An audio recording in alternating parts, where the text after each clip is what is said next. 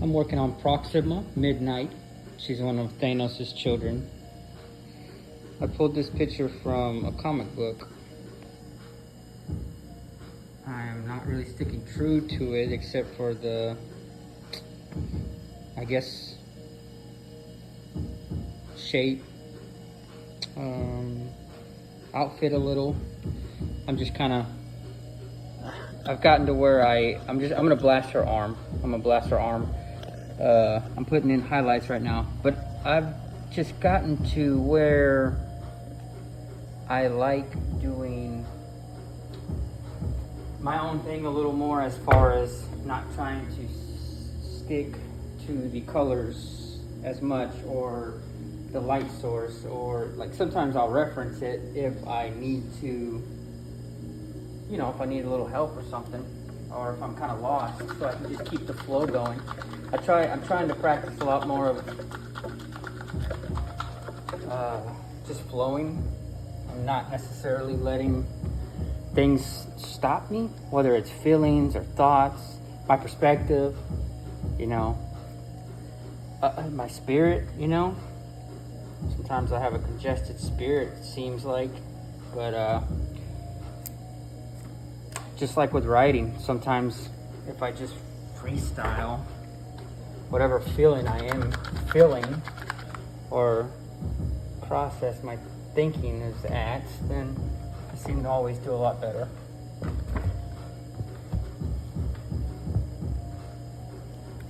Oh.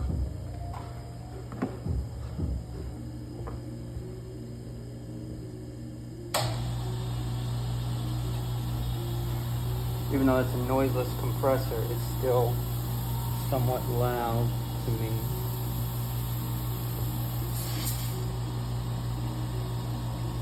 I always work off of, I guess I'll just read the gauge real quick. I ain't trying to sound prolific.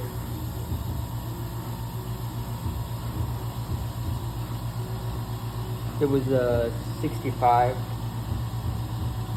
I usually run on I guess that's kind of high. A lot of people who work in malls and stuff and do a lot of, it's a lot brighter under here from the picture, like there's a light source coming from under, but I'm also gonna make parts of her white, so I'm gonna cancel out a lot of this stuff. But a lot of times when people learn how to airbrush and stuff in malls, it seems like, just from what I've seen, some of the guys that I've stood next to while we were learning, or coming into an established shop or something already, sometimes the nozzle, it could have all kinds of disruptions, with the way the paint gets in everything, moves around like water, hardens like glue sometimes. So there might be, I can tell something's sticking, so I just kind of crack it a little. There's, you know, like tension, like pull a little, put a little space between it being closed and not being closed, basically. But this is closed. See, I'm pulling back. I'm not seeing a lot. I'm not seeing anything actually. So I crack it, and I looky there. I see a little bit, but white's one of them colors that has to be shaken like the whole duration of what I was taught. I was always taught shake it for like 2 minutes straight. I don't do that stuff no more, but white seems to be one of the ones that won't hurt to shake it really good. So I'm gonna just start by cracking it out.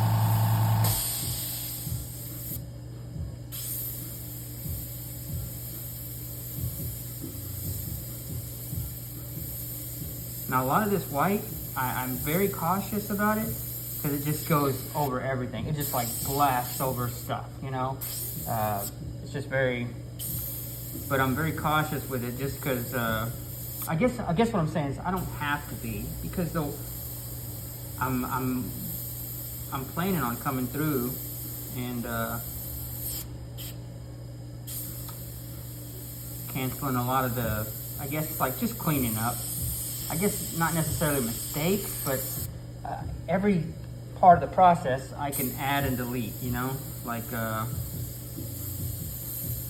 you know, see, like coming out of the line right there, I'm gonna come back with the black once I'm done with all this white and kind of clean it up. So it's almost like, oh, thank God I understand some of the process. And I, you know, because like before, when I was new, even when I had years experience of airbrushing, I would just be like kind of stuck in my thinking where it was just like unable to see, even have trust in the process, even believe that it was going somewhere, you know? Something that I've always kind of stayed away from, but I've been practicing a lot lately, just because I've gotten older and I know patience is a virtue, and I know, you know, it's just like learning about life. But like I used to stay away from doing stuff like this, just fanning stuff out. I used to stay away from this. I used to always try and, you know, do a more concentrated, you know, like I was in control, you know, just like, I don't, you know, in a rush. You know, nowadays it's like, I'm okay with where I am in life a lot more. So I guess my spirit's at ease a little, and, you know, I just, you know, get to practice stuff like that. Trusting that, you know, it seems like it takes more time to fan stuff out, but at the same time, it gives such a different texture, you know, a smoother blend, a more controlled method. Instead of trying to control the method, it's a method that's a lot more controlled. I don't know if you get what I'm saying, but like when I'm trying to control the method, I'm trying to like, you know, move faster, I guess. But like I said, not necessarily the aim I want to be at. If this is like, especially if it's my job, if it's my life, it's my love,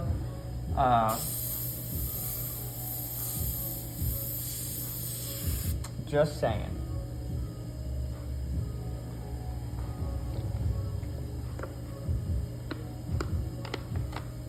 Gotta remember what's all in the frame.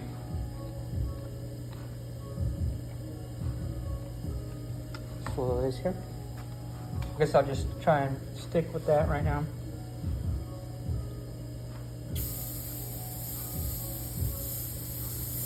And another, I guess I've always, I've had times, I use the word always a lot, which is probably not good to incorporate in something as diverse and ever-changing as artwork. So let's like take a look at that. I probably should just leave that word alone. Okay, I've kind of learned. I've learned that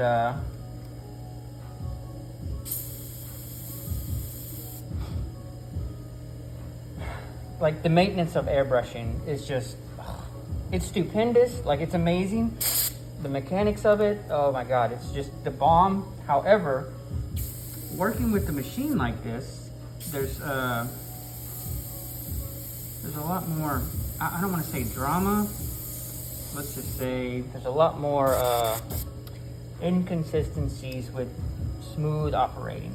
So I'm constantly taking this off. See that even right there, there's a little, I don't know if you can see, but there's a little white, let me see, right there. There is a little white paint around the nozzle where the needle comes through. If it will disrupt whatever you got going on. You could have a clear tube, thin enough paint, you know, just the right mixture of everything, and that will throw stuff off. And so I'm always turning the nozzle around, blowing air in it, but paint is, I want to say it's like it's just, this paint is sticky because it's water-based, you know? So it's real sticky. I don't even know if that's the reason, but it's sticky, so I'm just always twisting it on there for a nice little hit, just because I used to, you know, take a lot more time putting the airbrush down, you know, finding a place to put it without it spilling, getting wire cleaners, or you know, cone cleaners or pipe cleaners. There you go. And you know, doing this, getting a nice little, you know you're cleaning it. But over time, I've gotten to where it's like the maintenance. If I can keep that down, learn the little tricks, I can be aggressively working at the speed I want to. You know, a lot more smooth.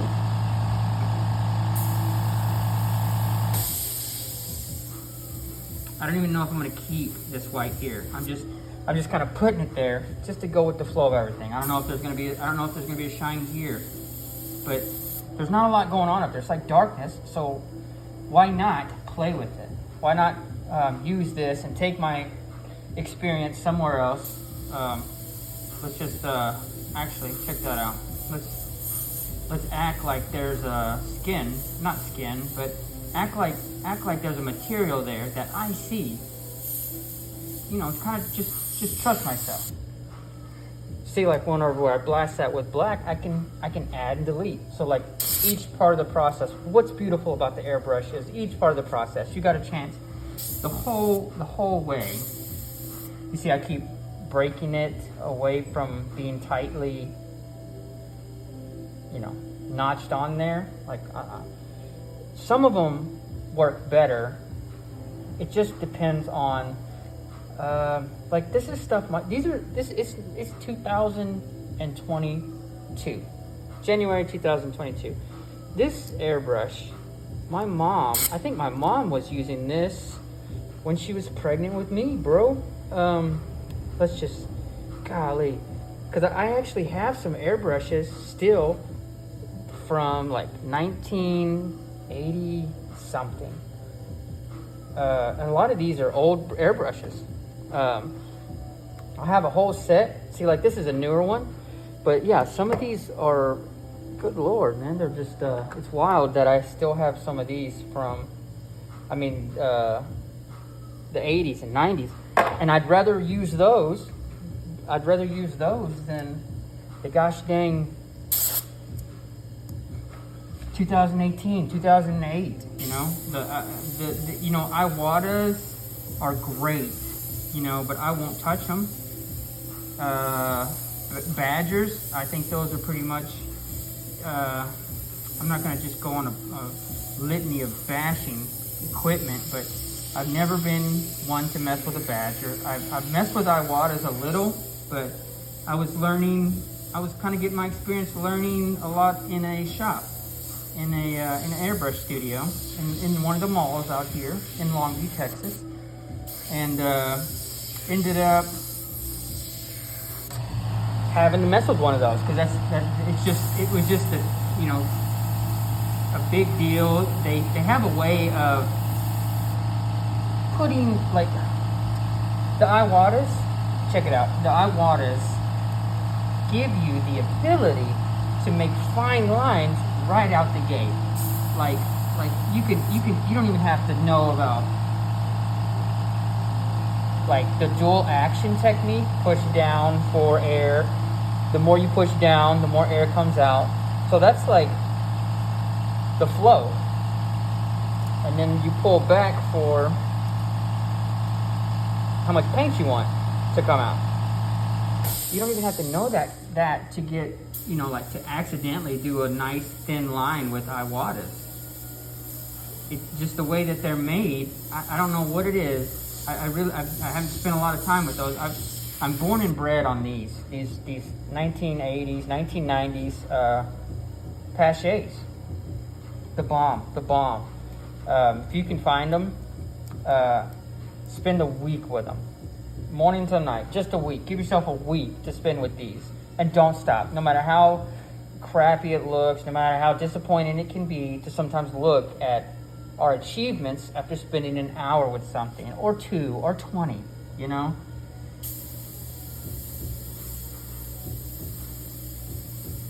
I'm telling you, when people come to me and they start asking me about airbrushing and, oh man, I can, you know, not necessarily that they can't do it or I'll never be able to do that. You hear that a lot. A lot of times people say stuff like, I can't even draw a stick figure. Of course you can. Everybody can draw a stick figure. And if you practice drawing stick figures, any and everybody who probably says that, who probably is just making these excuses, I'm just saying, even artists can make art to a certain extent.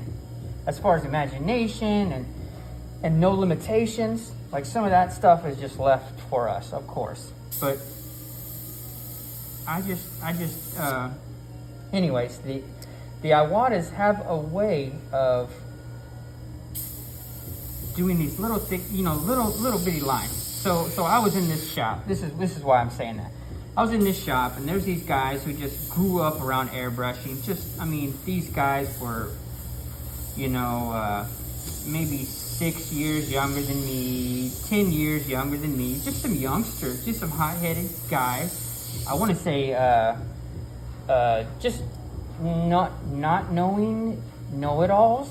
You know, like just some youngsters who were just kind of like learning how to, just getting a dose of reality, and it's too much when we're young, and it's like, oh, I got to get everything, I got to try everything, I'm the, you know, like, I'm the solution, I got, you know, like, just, so like, just kind of, anyway, so like these youngsters were watching me, and I was using these airbrushes, these Paches, and, golly, it's,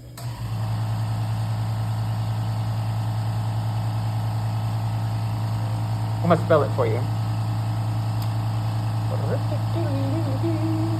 All right, it's Paasche. It's odd, you know. That sounds like it comes from a different country. Paasche.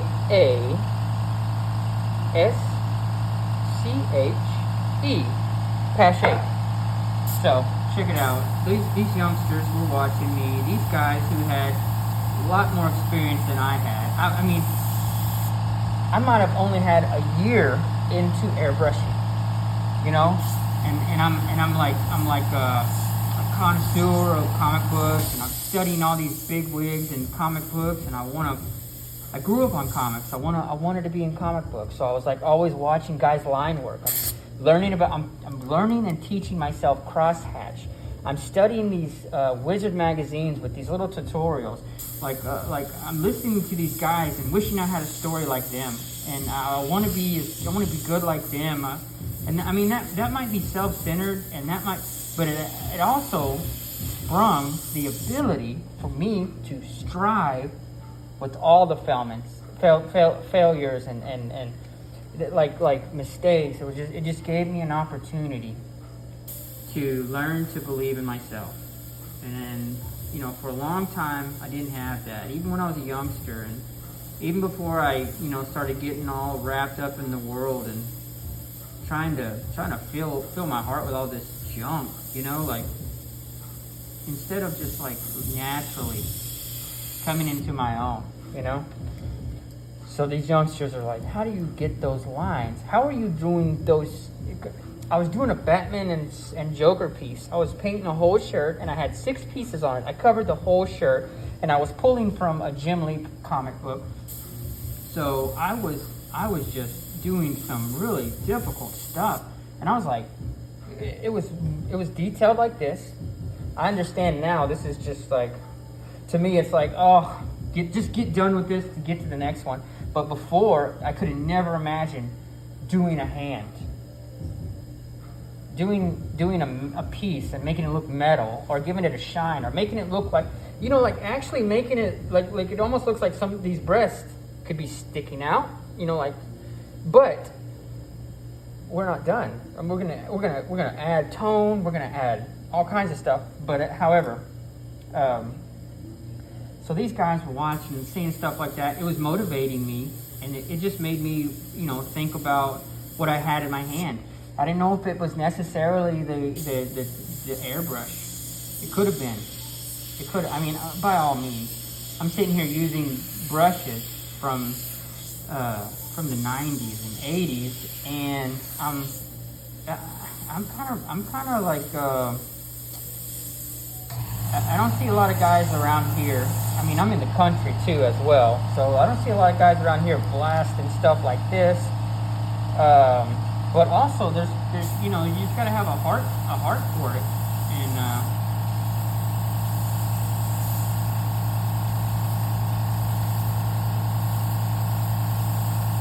so I fell in love with the Paches, and I've always kind of stuck with them, and as I started getting into, you know, life, sometimes I do that too. Like, something you never want to do is cover this, but I do it all the time. I'm just telling you, if you're new, or even if you've been doing this a while and you don't really have experience with doing some of the stuff I'm doing, don't do it. Especially around artwork, especially around something you're working on. There's paint on the ceiling right there from what I'm about to do. So like, paint can kind of clog up in here, okay, as well as here, just everywhere in there.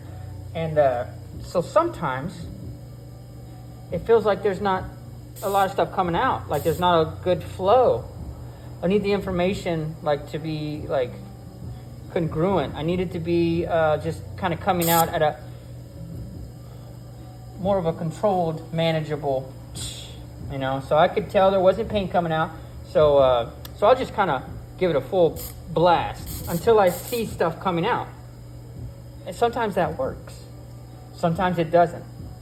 So sometimes, you see, I'm constantly doing that, turning it, twisting it, clearing the eye, where the eye of the nozzle where the needle resides. So sometimes I'll do this and just blast it real quick, but I won't do it with my hand. I'll just do it with this, and I'll put pressure, but I'll just, because you don't want to just hold it on there, because it will shoot paint down in there, and then gosh, there's a term for it, but it shoots paint down, and it shoots air, and then paint will shoot back up the nozzle and then shoot back all up into the mechanism, like the main heart of what keeps I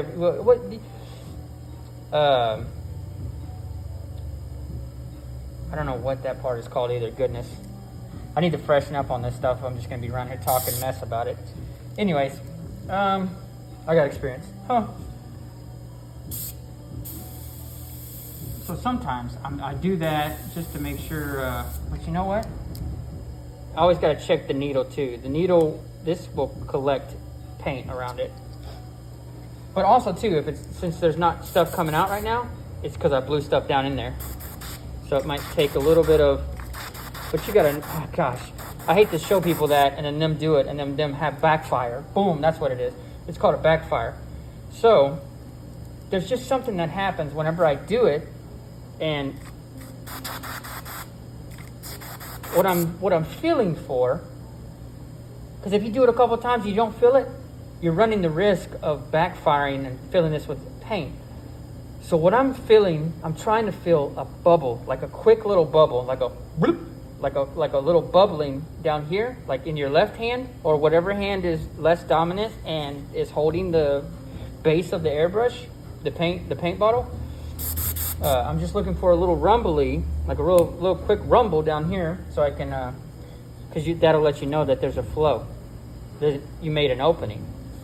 All kinds of things could be affecting what's going on in here. Yeah, there's a shadow here. I'm not really feeling that, but golly. But her cloak is white. So this has a lot of white in it. Bro, this is I probably put too much white in there, but I love making white. I love messing with white. Very aesthetically pleasing. It's really pleasing and calming. I guess it's not calming, but it's really nice to the eyes. So it's like it helps us see stuff and make things out. And I'm just kind of, this is my tattoo shop. I'm in my tattoo shop. This is one, and there's 9 other ones that are huge. And I have 1, 2, 3, 4. So this is 4 of 9 that I'm still not finished. I've finished 5 of them. But there's just something about being able, like making this stuff. I'll tell you another thing. I guess as a manipulator, sometimes that kind of goes towards what I'm doing here. I know whatever I put on the wall, I know how this may sound. I know whatever I put on the wall is going to be light and, love, and people are gonna have to sit. This is by the waiting chairs. There's a couch right behind me, and I love seat. Kind of a love seat. No, it's an old chair. There's a TV and a couple tables behind me, directly behind me. So this is actually where Thanos and 3 of his children are going to be. I don't know the names of all of them. One of them's Obsidian Call, Proxima Midnight. Obsidian Call, I think that's his name. Golly, like I said, I'm a little rusty. I started all of these in 2000 and I want to say December 2016. Whenever the trailer came out, it was like around the Christmas, whenever that first trailer came out for Avengers, Infinity War, yeah. When I was a kid, my parents had, we had like a barn, and it was, I guess, like where we would let the dog stay if it was too cold. It was where my mom would do some of her airbrushing. She kind of grew up in the mall scene, like airbrushing in the mall.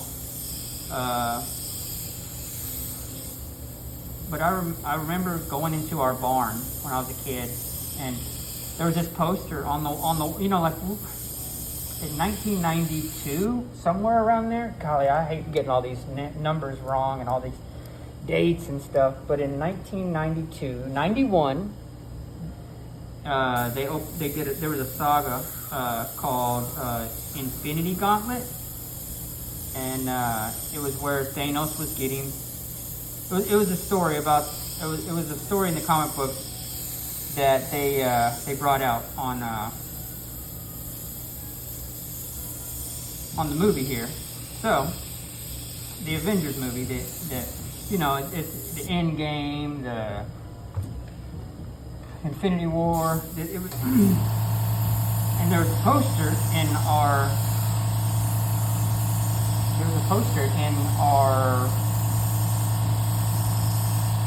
Barn. It was kind of like a storage barn, it wasn't like an animal barn, but it was like a storage barn, and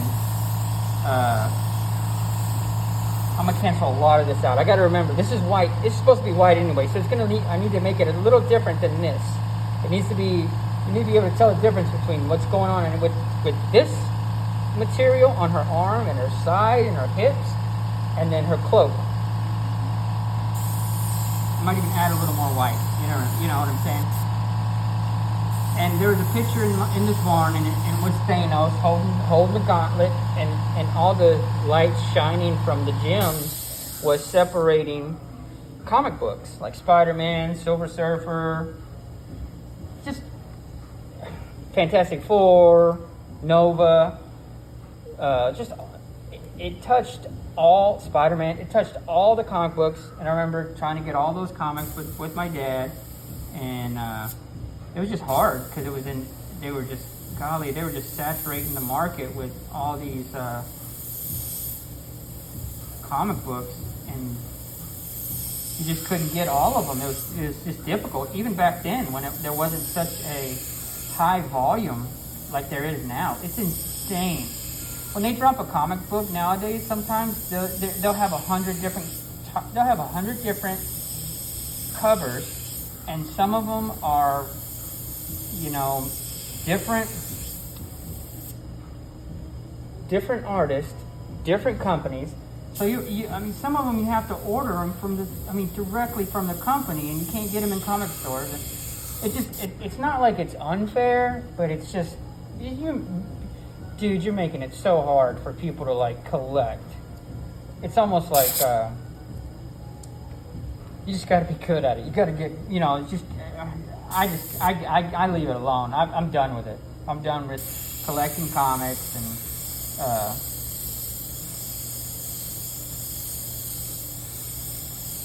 I imagine if I was well off one day and just killing it, making money, I may invest a little then, but yeah, man, I'm just straight up out of it. It's not even worth it to me. But I'm also not killing it in money too, so that makes a big difference, I guess. It's getting hot in here. Yeah, so that was exciting whenever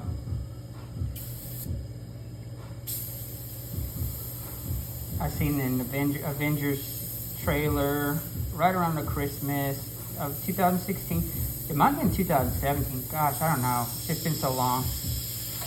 But it was very inspiring, and I think the next day I came up here and like the next week I was drawing pencil work all on the walls, trying to get down some stuff that I wanted to airbrush. I knew I was going to be able to kill some of these colors and just, kind of like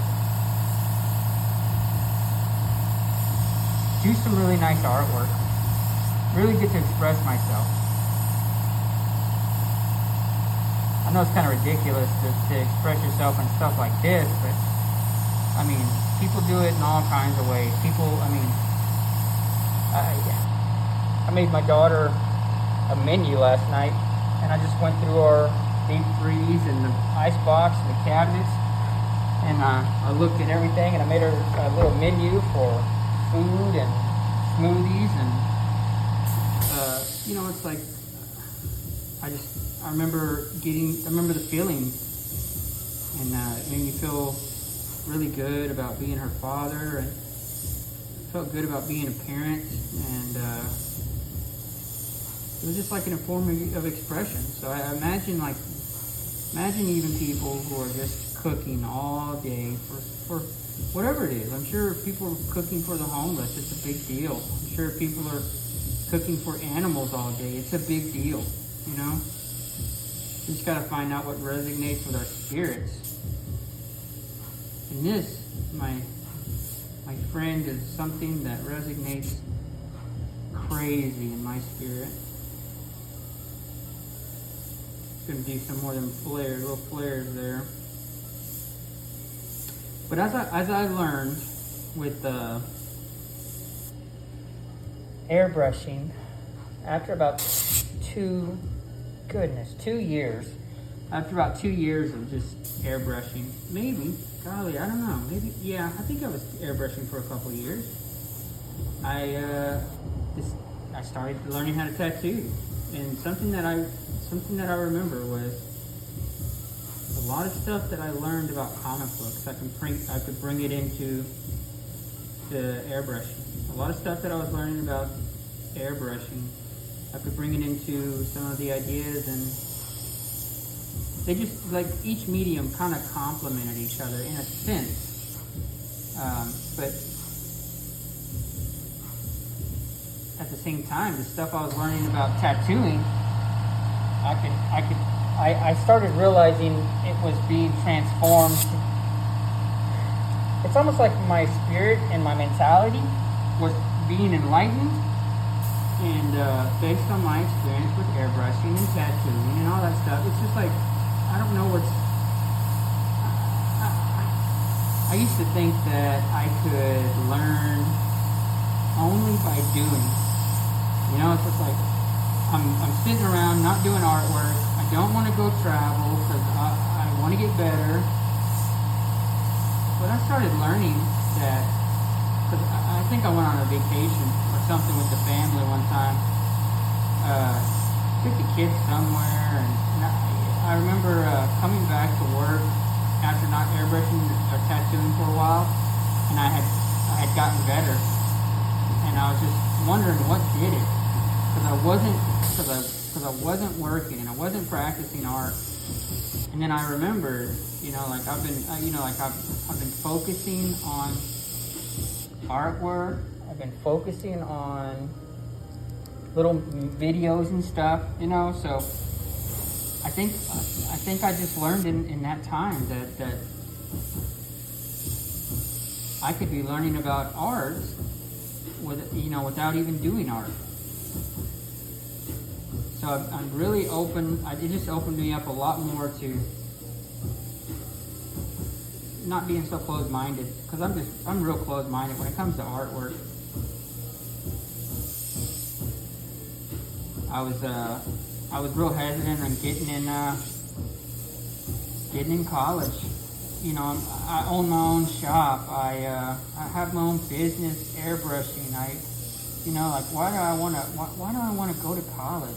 Like, I've done all of this without, dropping out of school, like going down the roughest road I've ever experienced, like just doing harebrained stuff. And I ended up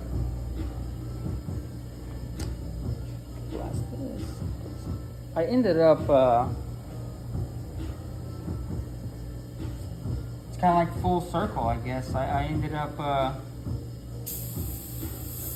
going to college.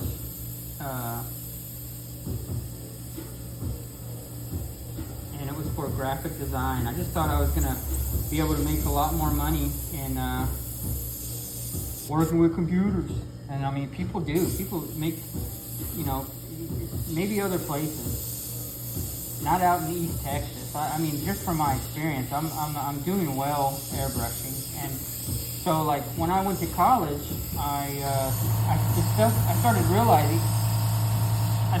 just from practicing a little open-mindedness, I just started realizing I'm learning things and getting to implement them in my daily routine almost the day we would start working on that. Almost as soon as the week's curriculum would be put out, it would be like, I was asked to do this, but from this convention, the next day after I had to practice something in the programs online or on the computer, it would never fail. I would just learn things and then use what I learned the next day or the next week or that day. I mean, no, all kidding aside, I'm just telling you, it was legit. And I didn't pursue it. Tattooing started getting really big for me. Started making a lot more money just tattooing, and I guess not a lot, but it was definitely enough, And I've never been a big dude on like, let's go kill it and get that money, If anything, I'd rather not. I'd rather be able to just not trip about money. It's a big deal, and the only thing that's kind of got me wanting some more money now is I want my daughter. She's a really cool little human being. I want her to just have a better takeoff than I ever did, My parents tried, and there's nothing wrong with what they did. By no means, of course, everybody's got their stuff and traumatic experience from childhood and all that. And my family definitely had their stuff going on, but they tried, and can't fault them for a lot of that stuff. Now that I'm grown and got an understanding and a perspective of like almost like we are what we eat, I was being fed certain things that are unhealthy, and like spiritually, mentally, emotionally, even physically. And as a grown person, as a person who's done a lot of inventory work, looking at myself and looking at everything in life, definitely is tools I could use, you know? So, I'd like to be able to leave her a little something in case something happened to me, or even just make bigger moves, you know? Because I definitely want to make,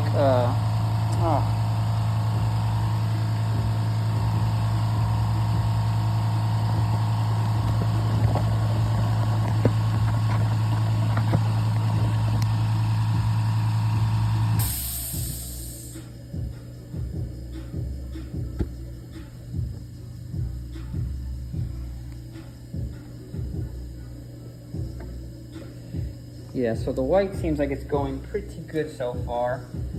Nice blends and whatnot.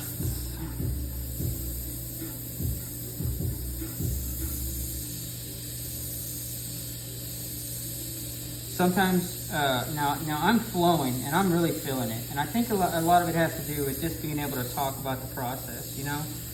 But there are times where this is just not the case. I'll be airbrushing for like 30 minutes, 3 hours, 4 hours, not feeling it.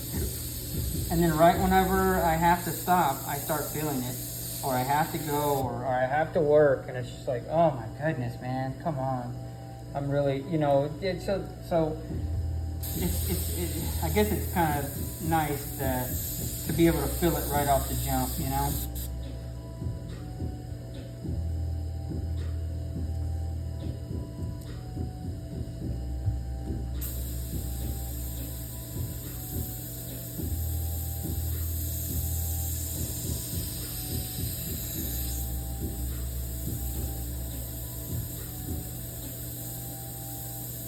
And I know I've talked about a lot of things and probably didn't come full circle on a lot of it. Kind of one of them trust the process things where if it needs to be said or if it's even time, it will happen. It will be, you know, like I said, full circle, back to what we were talking about.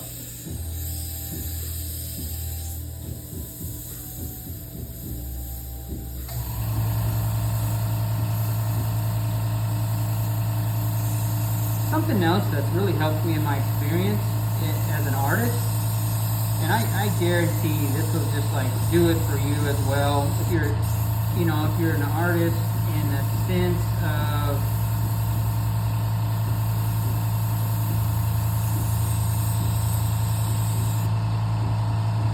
even the stuff you can't stand, people love.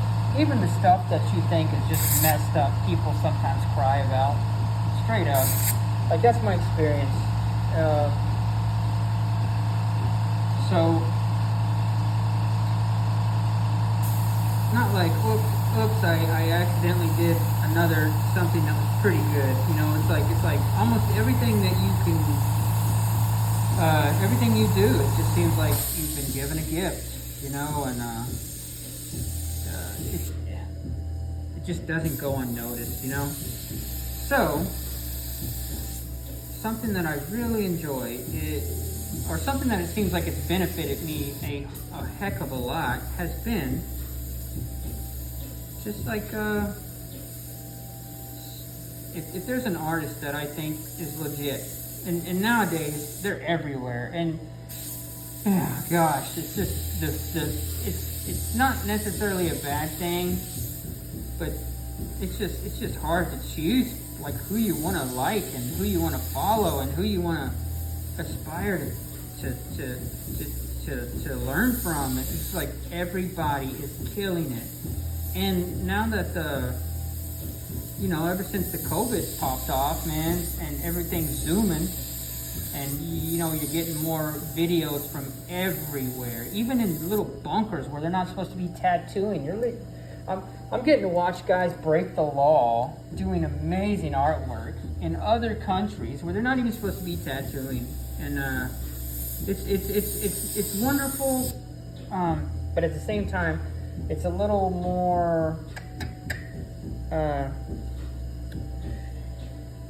hard to, okay, so just, like I said, just pick, you know, like it was a lot different when I was coming up. That's all I'm saying. So I was coming up and I was, you know, watching these comic book artists and I would study them. Straight up, I would get the comics that they were real big in, and I would get their little, if they were dead, I would find their a little tribute book to them. I'd learn, I'd listen to, I'd read straight up. I would read a lot, and I would read about all what other artists were saying about them, how other artists that I thought were amazing, some of the best artists in the industries, you know, like you get to hear what they thought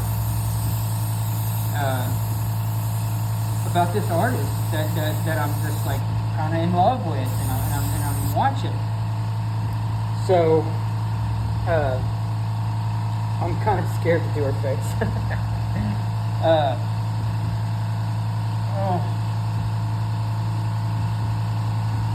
So I'm watching all these artists. Anyways, so yeah, like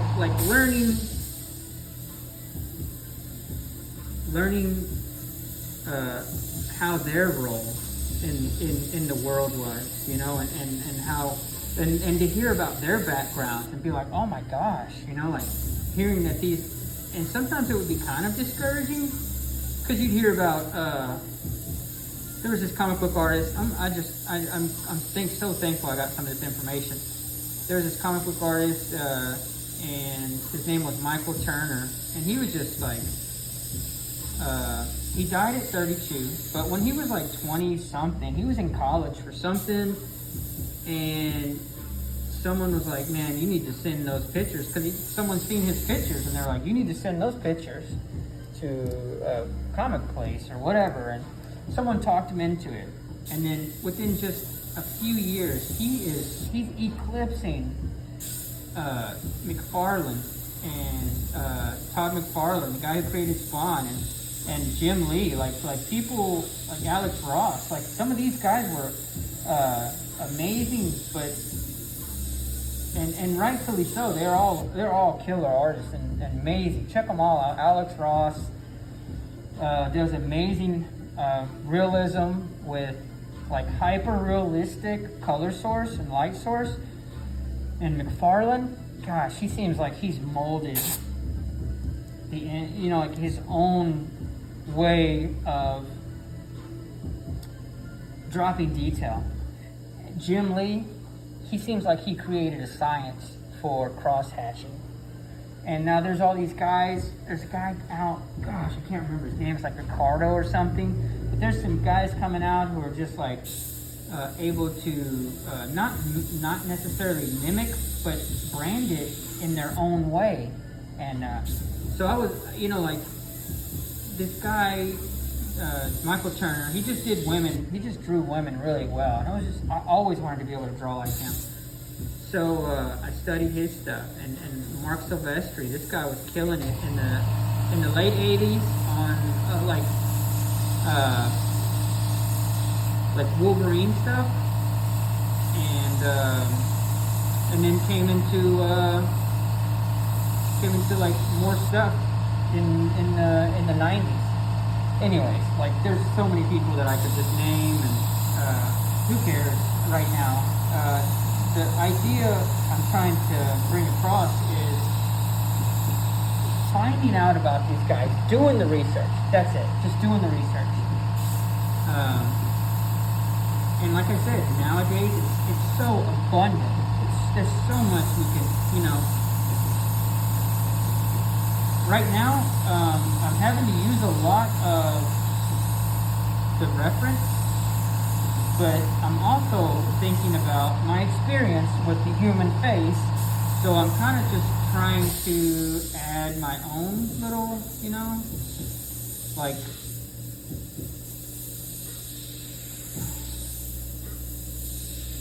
where I think light would be kind of shiny on some of the raised areas, you know?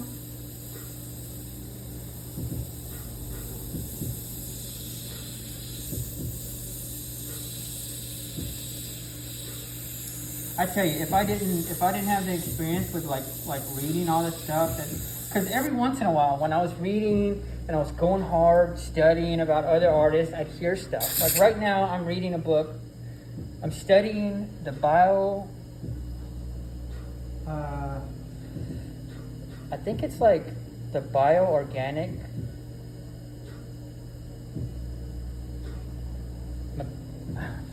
Gosh, what is it called? Because it's not the Biomech Encyclopedia, but that's what it's referred to.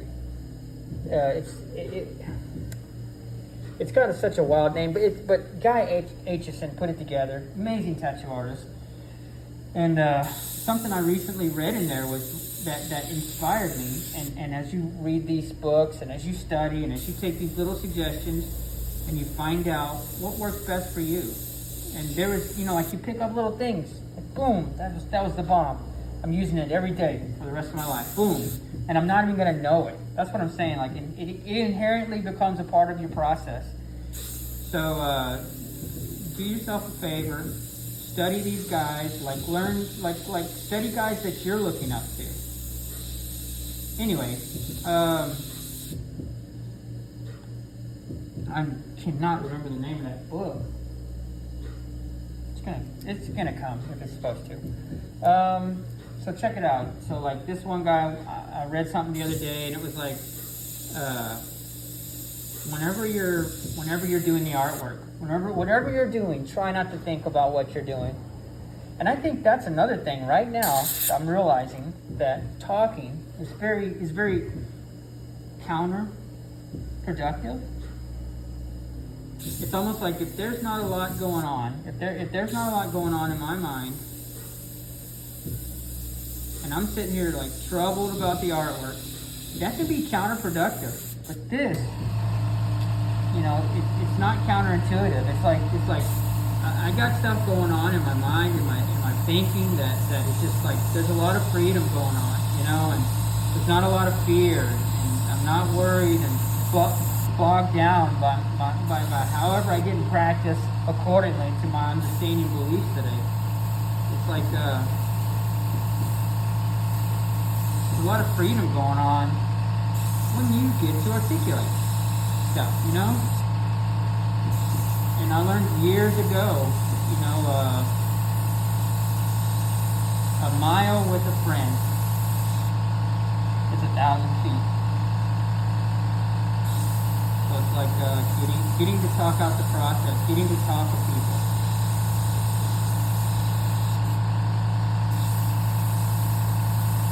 So this artist that was talking about whatever you're doing, whatever kind of piece of artwork you're doing, don't think about it. It's like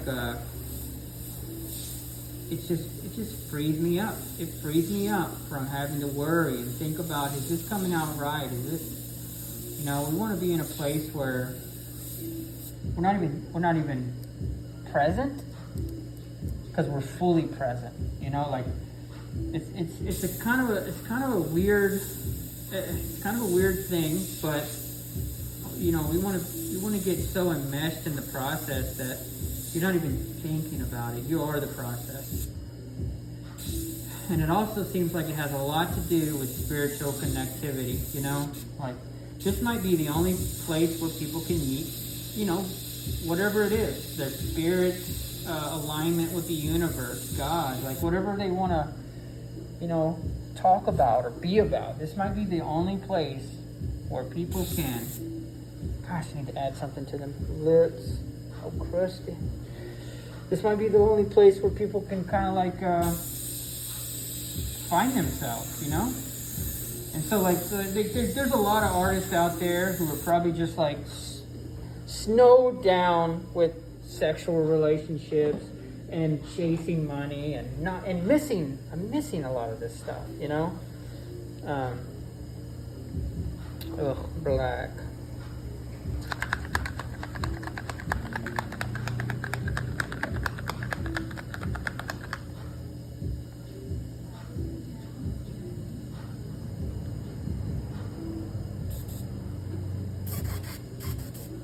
Yeah, going into something different's a little scary sometimes. And see like if if I have, you know, like a lot of what I'm thinking, if I didn't get to put that stuff out there right now, it'd be really easy to just be like, stuck, you know?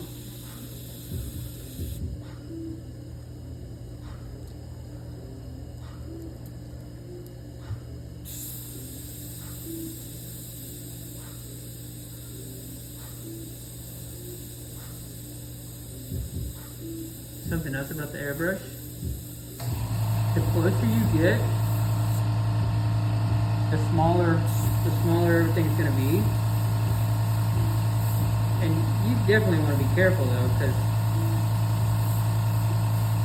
because of course, you know, you could mess around and scratch the paint. See, there's a little scratch in paint. You could mess around and scratch the paint if you're not careful.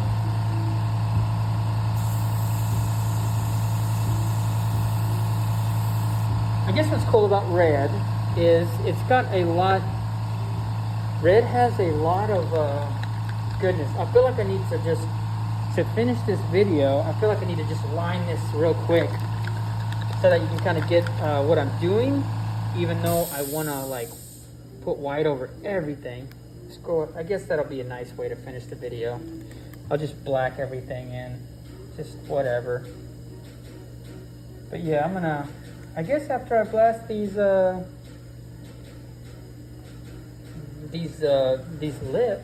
with a little red, kind of pull. Yeah, it's not stinging like I want it to. See, it just backfired a little. Me pushing.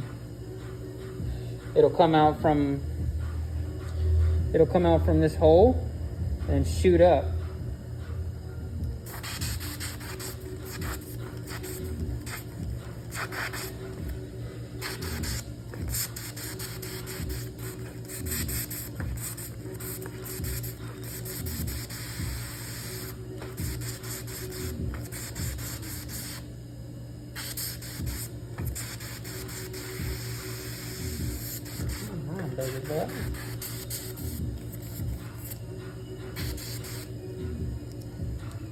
Yeah, this red's acting a fool right now. Ain't wanting to show no love. Whatever.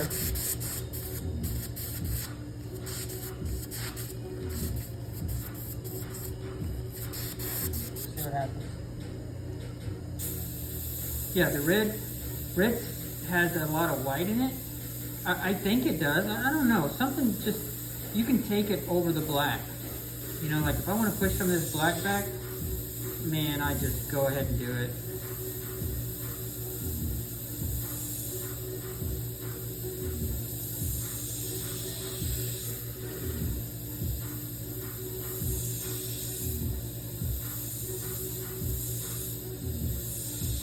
But like I said, I'm gonna come back with that, try to make our lips stand out pretty good.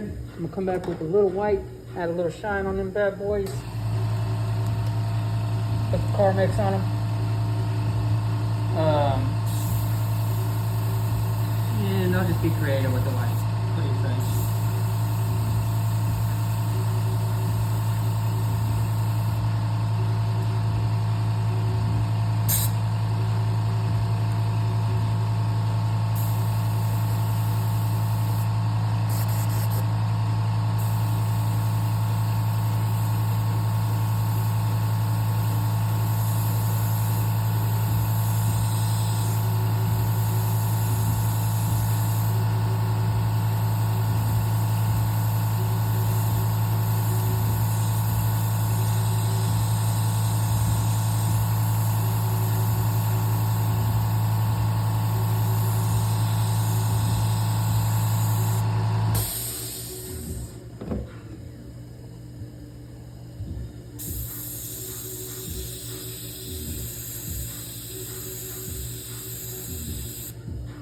Yeah, I'm gonna come back with that black and clean all that up. I'll just make another video for the whole other part.